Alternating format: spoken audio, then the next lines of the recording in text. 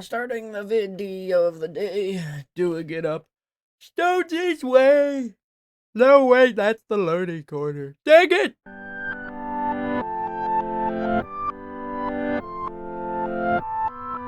Hello, everyone. My name's Stonsey Boy. Welcome back to Reading with Stonsey. Today we are reading chapters 19 and 20, if I'm not mistaken. 19 and 20, pages 222 to 243. Pretty difficult episode, question mark, but pretty easy at the same time, because it's just gonna be, it's 21 pages, but there's 2 chapters, so you get that mix in there. But yeah, without further ado, let's begin. Chapter 19. Books make the world bigger. Amen to that. My second expedition into the mineshaft almost ended as quickly as it started. It must have been down there for only a few minutes before I found another one of those mine carts. You don't need to hear about a couple of zombies on the way. Moan, chop, poof, you get it. But matters is that I found the minecart's chest, and I don't mean a few pinches of redstone or a loaf of bread that still tasted fresh after, thousands of years? What sent me racing back to the surface were 2 collections of seeds, neither looked anything like the standard bright green seeds that I'd gotten used to. First bunch were small and black, while the seeds of the other bunch were lighter and just a little bigger. In no time, I was back in my garden, digging out a hole, new rows, and scraping out the first square of my hoe. No sooner had both gone than I saw how different they'd be. Wheat, even carrots, both came up in multiple shoots, and not these, both just one thick green seedling. It almost made me laugh to think that, a few months ago, I would have spent days just watching and waiting. Not now, not while my stockpile of skeleton bone meal. I sprinkled 3 pinches of the first one and watched this little sprout rise in the brownish green, waist-high plant. It didn't need to have any leaves nor fruit or anything.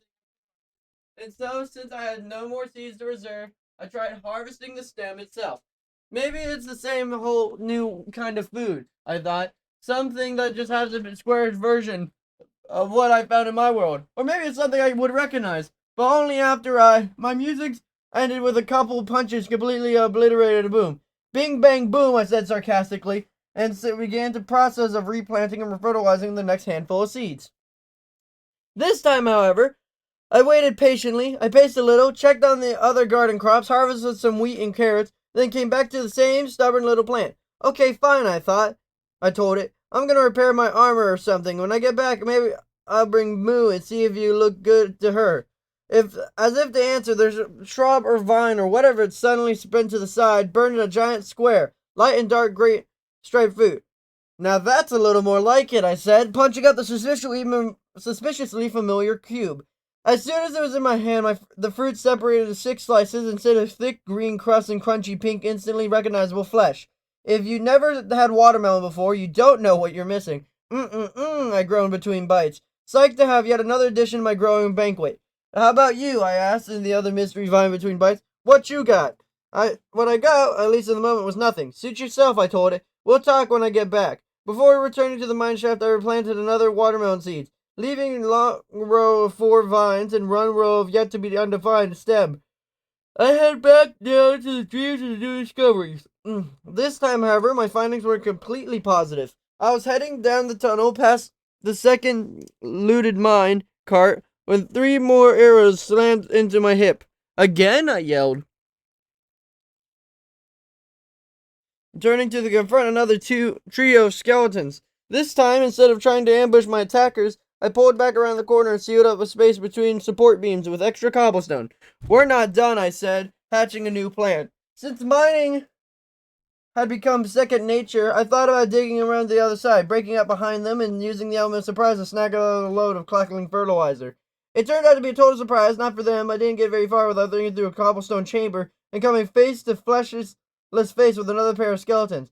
There was no time for well-rehearsed sword and shield combat, no time to do anything except rush right past my attackers and steal the room's proper entrance before 3 buddies would arrive. Taking a few not-so-fun arrows in the back, I threw down some torches, then threw down clicking at the killers.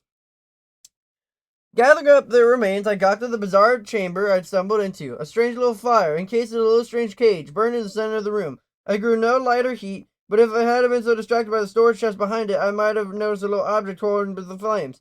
But I went to the chest first and, utterly exultant. Score! I reached in and opened. Ow! I belted. An arrow attacked me between my shoulder blades. Swinging as I spun, I caught a skeleton standing right behind me. What the? I began, wondering how he could have followed me through the tunnel. How else could have gotten in, right? No sooner as I raised my shield and an arrow thocked on the surface, and then, to my happy astonishment, ricocheted in the skeleton's chest.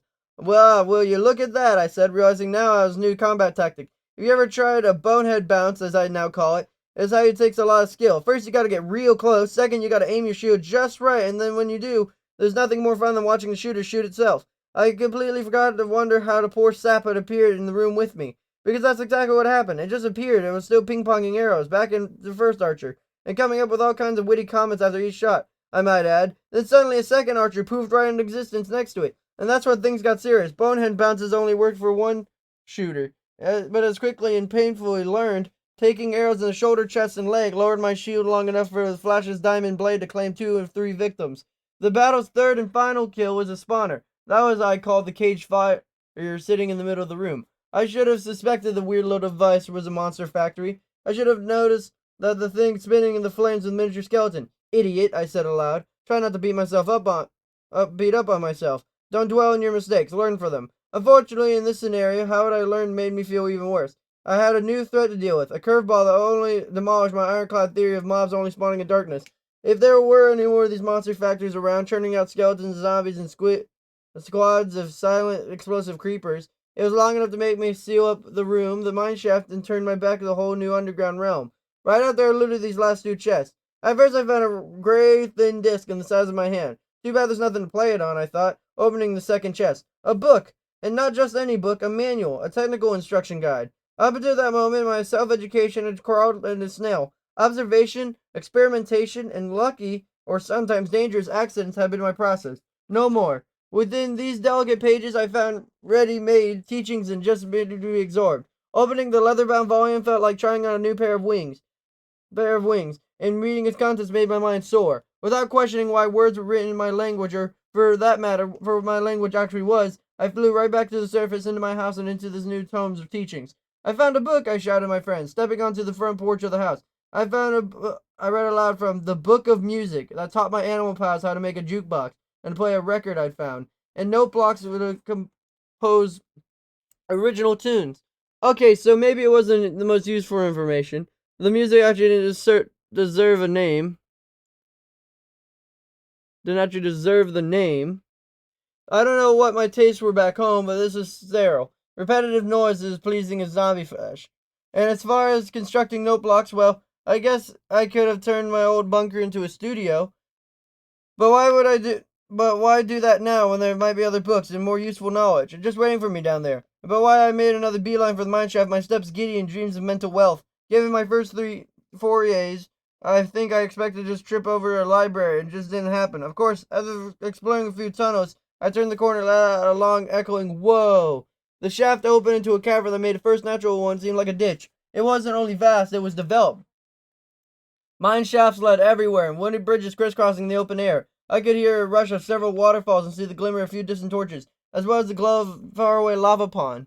I could also see another light, which turned out to be a pair of thin purple eyes. The creature was tall, at least twice my height, and so black I almost missed it. I was down to the bottom of the canyon, above the bridge. Not the easiest shot to make, but the gravity was on my side. I drew my bow, lined up my shot, then paused. Just because something looks like you doesn't automatically make them a friend. Remembering that old lesson mirrored a new one. And just because something doesn't look like automatically make them an enemy. For all I knew, this place was this creature's home, and might have answers to all the books I might find. Risk and reward, I said, lowering my bow and staring down to the bottom of the chasm. Ironically, that's when I found another chest, a book titled Wildlife. I didn't read it then, although I really wish I had. Shoving the volume in my pack, I crept to within a dozen blocks of a tall, dark stranger.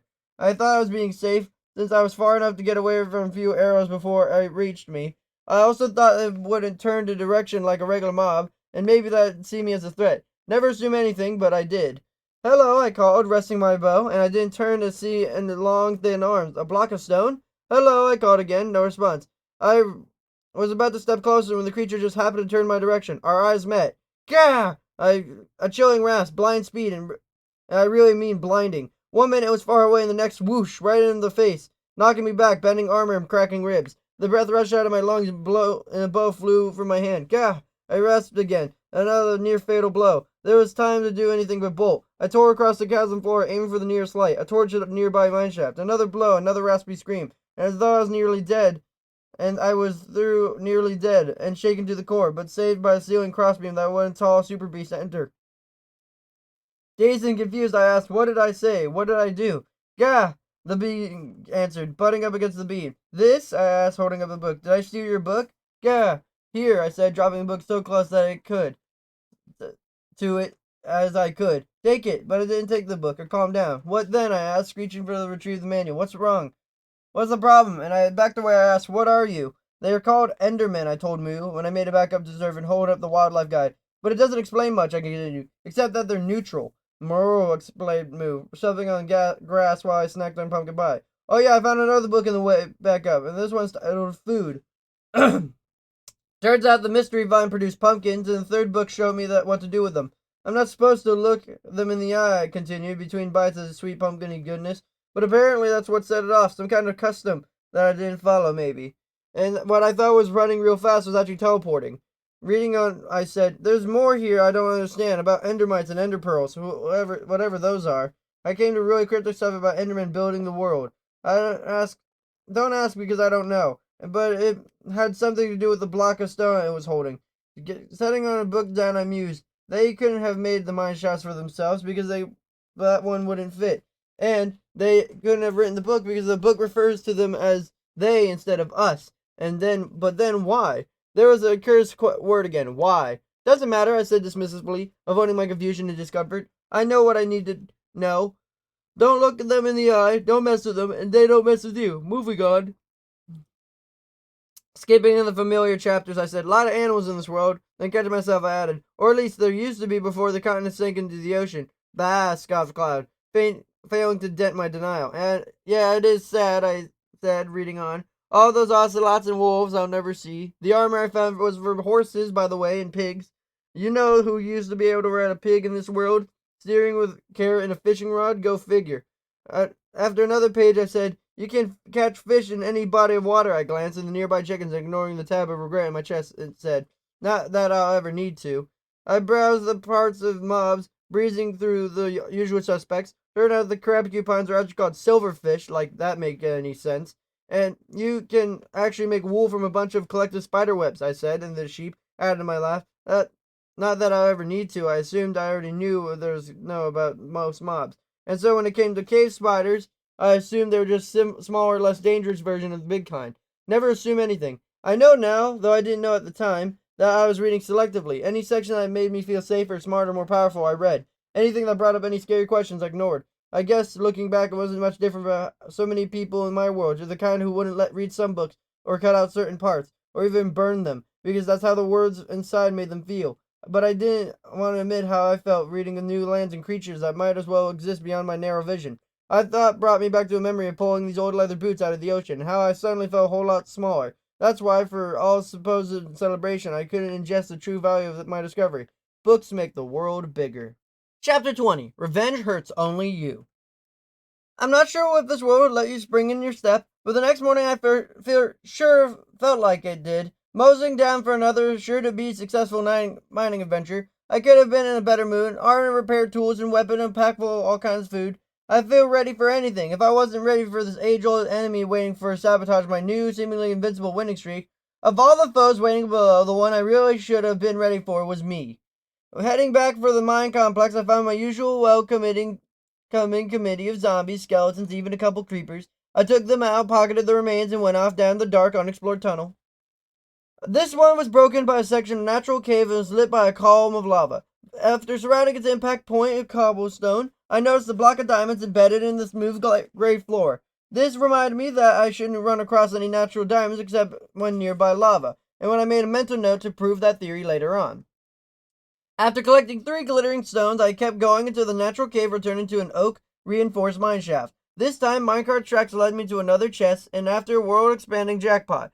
I didn't find one book, I found 3, and they're all about redstone, which turned out the actual official name. The entire time I've been using the crimson mineral as the next to useless, and now I was learning it might be one of the most useful materials in this world. The dim redstone torch I thought would be inferior to brighter coal version was actually a source of energy, and energy would be transmitted by a trail of redstone dust. And that when I first booked, skipping over the other 2, I saw that redstone was essential building material and machines. Yes, machines. Finally, after going from Stone Age to the Iron Age, here was the Industrial Revolution. And if I'd just been a little more patient taking the books home instead of just skimming the pages right then and there, everything probably would have been fine. But it didn't. Zzz. I knew that hiss. I heard it far too many times. Zzz. Head up, flash ready, and look, books safely packed away. I pivoted to face the threat. All clear behind me was well lit, empty passageway. Before only darkness, no clusters of eyes, and yet, zzz. I crept cautiously around the tunnel, placing torches as I went, still clinging to the thought of case spider were only just smaller, bothersome pests. At least I got the smaller part right. It scuttled out of the darkness toward me, greenish blue and about half the size of the surface cousin. I swung my sword, missed it, expected nothing more than usual, if not milder, spider bite. Wrong! Pain flooded my system in the burning, choking, familiar sting of poison. I staggered back, head swimming, limbs aching, flashed painfully, wildly. As a turquoise snapper, knocking it back with my shield, I lunged forward with a killing blow. Still, smarting from the venom, I reached for the milk bucket and a new painful realization that size didn't matter. Only then did I notice the hissing hadn't stopped. Well, now I thought nervously, at least the others won't surprise me this time. Wrong again. I headed down the passageway, ready to repel any threats in front of me. Only they weren't in front of me, they were below. I passed the hole of wooden floor, and just an open block, an anxious distraction, I thought the spiders would squeeze through a teeny opening. Didn't factor this new, small variety. Panic drowns thought. I quickly passed the hole and jumped from behind it, toxins coursing through my veins. I spun in time to catching a second of the two arachnids. It peeled its partner struck, injecting another murderous dose. Parry slashed smoke. Another antidote of milk and more loaves of healing bread. I peered down the hole, saw nothing, and guessed, hoped, really, that there wouldn't possibly be more of them down there. Let me just say, for the record, that my thoughts had been frazzled in a long time. I've been so used to winning, used to things going my way, that I've been confronted by genuine challenge. My mental recovery time was way out of whack. That's why I didn't retreat the moment I jumped through the hole and saw the entire shaft before me was filled from top to bottom with webs. Of all the ironies, spider silk had been one of the rare impressions I risked my life to get. Now I risk my life to get past it. To get that spawner I saw at the end of the hallway. At least I wasn't stupid enough to try walking through the webs, but trying to hack them away was just idiotic. I barely scythed through 4 of the stretched creepy cubes when I saw another spider gliding effortlessly forward, as if the sticky threads didn't exist. I swung and struck silk. I leapt. I winced. The bite didn't poison me, but the impact knocked me right up to the web. I was stuck. Legs kicking, feet dangling, slowly dipping toward the ground. Another pounce, a second bite. This time the fangs sank deep. I screamed at the noxious fluid, cutting furiously at the entangled net. My feet hit the floor as another spider sprang and landed on the flash's diamond blade. I retreated from the web wall long enough to make my last drink of anti-venom milk. Before I could reach the healing food, another pair of spiders attacked. This time I was ready. I hit one from the other, knocking back a crazy solo game of racquetball. Again they charged, again I struck. Shield and sword, bash and slash. As the second one evaporated, I glimpsed over a pair, proofing them up at the distant spawner. I'll be back, I shouted, fury rolling up within me. I'll head back and you'll be dead. You'll all be dead. Running all the way home had given me the chance to clear my head. It didn't. I should have calmed me down just long enough to realize I needed to repair my battered armor, fix my cracked sword, and get a decent night's rest, and come up with a rational, reasonable plan. I didn't. I just grabbed some more food, extra feathers for arrows, and rushed down to do battle. Stopping the milk moo should have been giving me one last chance for sanity, but of course it didn't. I can only imagine my four-legged lifeline might have said if she'd been human, or what her sharp multiple moos might have meant. Please don't do this. Don't go back there without thinking. Consider your mistakes you've made, lessons you've learned, all the times you've almost died. Please take a moment. Take a deep breath. Don't throw away everything just because you want revenge. That's why I didn't listen to her. My subconscious thoughts. Those creatures had reintroduced me to fear. They reminded me that what it felt like to be helpless and weak and scared down to my DNA. And fear made me hate, and hate made me blind. The lesson, the clear and obvious, ignored. Revenge only hurts me. I learned it in the hard way soon enough. I sprinted down the dips right back into the tunnel where I had started. After seeing the hole in the floor I originally jumped through, I tried picking out a new one in the spawner itself. I planned, if you could call it that the cage room above any new arachnids got me to smash the cage from any above before any new arachnids got to me. The plan failed. As soon as the hole opened, the spider jumped up into my face, recoiling in the venom. I gave the creature several rapid hacks. It's not failure that matters, but how you recover, right? I recovered miserably. Sealing the hole and gulping milk, I groped for a rash and reckless plan B. But I tried to mine a staircase down in the wall next to the spawner. Would you believe, or wanted to believe, that somehow there weren't any webs on the other side of the hall? Of course not. That's what the brain is for. But it did, and within seconds of knocking me in the final blocks, the trio of poisoned hissers pounced. I honestly don't remember how I killed them all, and I recollect as reaching a second dose of milk and realized I only brought one. The next minute, I was excruciating race between hyperhealing and spider's digestive juice. I tried to stuff my face with much food as stomach would allow, praying that I would self-repair the acid devour me from within. Veins cooling, muscles repairing, I heard another high-pitched rasp. Two more arthropods were scampering at me with their unprotected rebs, cutting me off at the staircase. Withdraw, retire, run. I beat it in the dark, unexplored tunnel, no time for torches, no thought of direction. I just ran until the hissing finally faded. Time to rest and regroup. I could see now the mineshaft had given way, rough natural cave. As I placed the torch, two arrows struck me in the back. I turned to see another cobblestone spawning chamber right next to me. Paraskeleton emerging from its exit. I swung, connected, and heard a snap of glimmering blade shatter. Flash had been a magnificent weapon, but it hadn't repaired its wounds. It had seen how all the combat, especially web chopping, had taken such a horrid toll of this fractured, chipping form. I had seen it, but I didn't know anything about it. And because it didn't take care of Flash, it would take care of me. Curses echoing in the darkness, I heard my pack and belt. No axe, no backup sword, nothing but two arrows in my bow. I had gaggles of spare feathers, but I had forgotten to bring any flint. Two more skeletons emerged. Four arrows clunked off my shield. Back into the tunnel in pitch black unknown. I had fled blindfolded, whistling arrows in pursuit. Running, panting, murking stone, racing past me on all sides. Finally, silence. My thoughts were jumbled. Eat, heal, food gone. Alone in the dark. Lost. Running from tunnel to tunnel, I stuck torches everywhere. How do I get back? Where am I going? Panic drawn thought. Help, I whimpered softly, tracing his nondescript steps. Please, somebody, anybody, please help me. I was right back where I started, right back in the ocean, scared and alone, wishing for someone else to find me. And someone did, but not in the way I wanted. Gruh. I heard the moan, and the moment I heard in the corner, a low ceiling cave, another spawning chamber, zombies. So many approaching zombies. I dashed away and down another new tunnel once again, ended up blundering in the dark. Gruh. Sometimes zombies never give up. Slow, steady, they never let go. Groans bounced off the walls. They were just a few steps behind me. Something blinked off to my right. A creeper. I twisted for a quick bow shot. Thunk. Square in the mottled face. Not enough. The crackling of the fuse. One more shot. And squeak. A bat flying right between us took the hit. Boom. I was blasted back. A flash chest plate disintegrating from my burned body. I landed hard, splashing my shallow water, carried me farther into the gloom. Grrr. They were still behind me. Dim glowing shapes against faint glow of distant torches. I ran through the water, crashing into solid rock. I looked right and left and couldn't see anything. Nowhere to run, no way to fight. The smell of rotting flesh was overpowering. Rotten flesh and earth. Cubes of dirt in the wall reminded me of the first night, buried and safe. Grabbing those loose cobblestones from my pack, I threw up the wall across the rough opening of the tunnel. I worked fiercely, automatically, as the zombie came into view. I slammed the last block into place. Seems like our character here has gotten himself in a little bit of a pickle. That that sucks.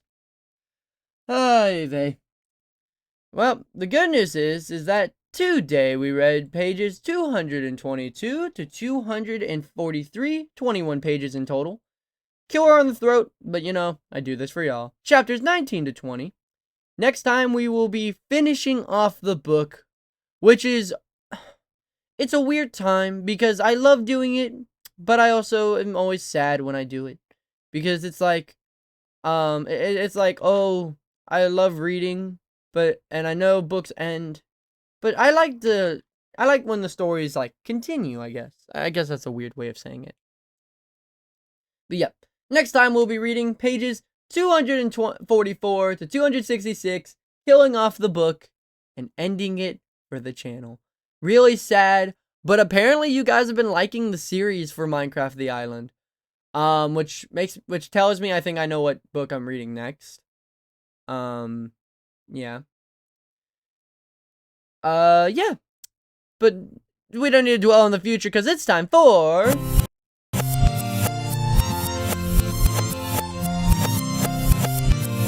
Reading Corner of the Day, doing it up Stonsey's way. Bop. Today we are reading on Clifford the Big Red Dog. And that's not even half the joke, because Red Coonhounds are what inspired Clifford, if I'm not mistaken. It is a coonhound breed that inspires Clifford. So I believe it's the red. Oh, I'm sorry. I have this written down incorrectly. That's not your name. Oh my goodness. Well, this is gonna be a rare occurrence. I need to change the It's funny because I actually remember looking at Redbone Coonhound, but I guess I just didn't redo the name. My bad. Today we are learning about the Redbone Coonhound. It's as I said, very adolescent to Clifford the Big Red Dog. But before I could have a strong opinion, or before you have a strong opinion, or say anything, or have a strong opinion on anything, especially political, you should know of its history. Not only does it make you look smarter in front of your mom, your dad, your sister, your brother, or your antlers that hold your great old sword from 1946 Europe, but it also makes you smarter. Now, intelligence doesn't necessarily make you smart, or knowing things doesn't necessarily make you smarter. I'm sorry, I've been talking this entire time and I haven't had a drink of water. But uh, knowing things doesn't necessarily make you smarter. It's knowing these things and pushing them out. That's why the smartest person you'll ever meet is a teacher, because they'll learn things and then they will teach it to you so you can become smarter as well. However, being smart and being intelligent are two different ballparks, because being intelligent is knowing things and being smart is knowing things and teaching them to others.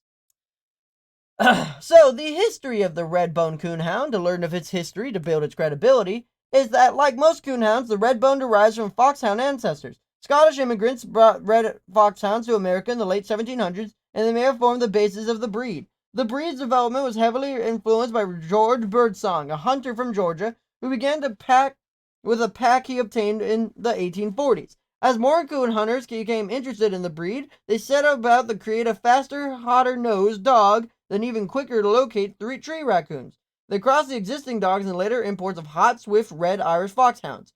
These nearly early dogs were sometimes called saddlebacks because they tended to be red and back saddles. However, in the unusual choice of priorities of coon hunters, breeders emphasized color for several generations, preferring the solid color red dogs. The black saddle was bred out, and the breed became known as Redbone Coonhounds, either in recognition of its color or after Peter Redbone, a Tennessee promoter of the breed. In 1902, the Redbone had become the second coonhound breed recognized by the UKC, the United Kingdom Kennel Company. Almost 100 years later, in 2001, the AKC, or American Kennel Company, admitted it into its miscellaneous class. The Redbone remains the favorite of serious hunters who want a versatile hunter with uncanny treeing ability. Well, that's a kind of neat history that it's named after a hunter.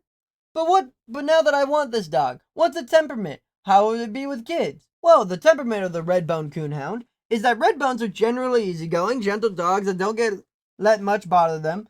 They want to be with their people, but they aren't clingy or in your face. Redbones are eager to please, but can become bored with formal training.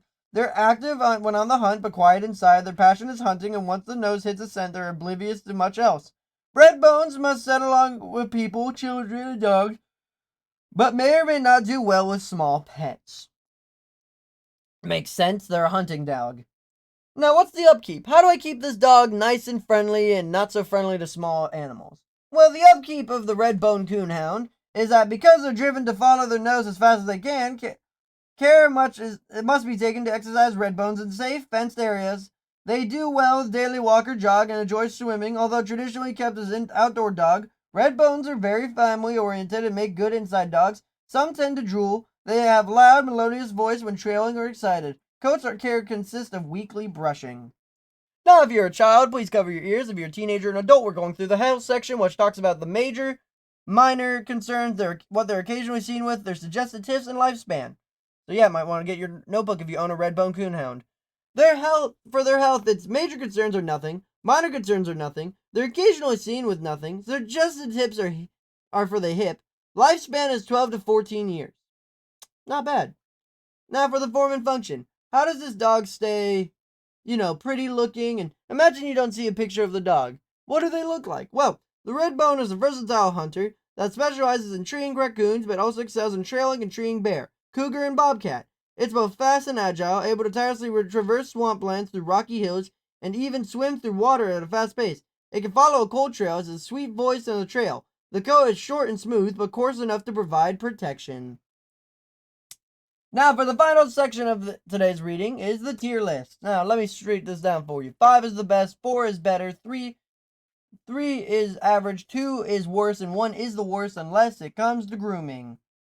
Now, energy level, exercise requirements, and playfulness are all out of 3, pretty average. Affection level and friendliness towards dogs are out of 4, so pretty up there. Friendliness towards other pets is out of 2 because of the small pets. Friendliness towards strangers is out of 3, so pretty average. Ease of training is out of 2. Watchdog ability is out of 3. Protection ability is out of 2. Grooming requirements are out of 1, which is really good. Cold tolerance is out of 2, and heat tolerance out of 3, which means they can't take the cold very well. Now, for the weight of both the male and female Redbone Coonhound, it should be 45 to 65 pounds, and the height of a male should be 22 to 27 inches, and a female is 21 to 26 inches, because of their feet, we'd be living in a world of giants. I don't even know if I'm going to be able to pronounce the name of our next breed that we're going to be talking about in the final episode tomorrow, because it is the one we'll be reading about. So, yep. Hope you guys have a fantastic, wonderful day. Be polite, be efficient, make sure to like, comment, and subscribe, and I'll see you guys next time. Bye-bye!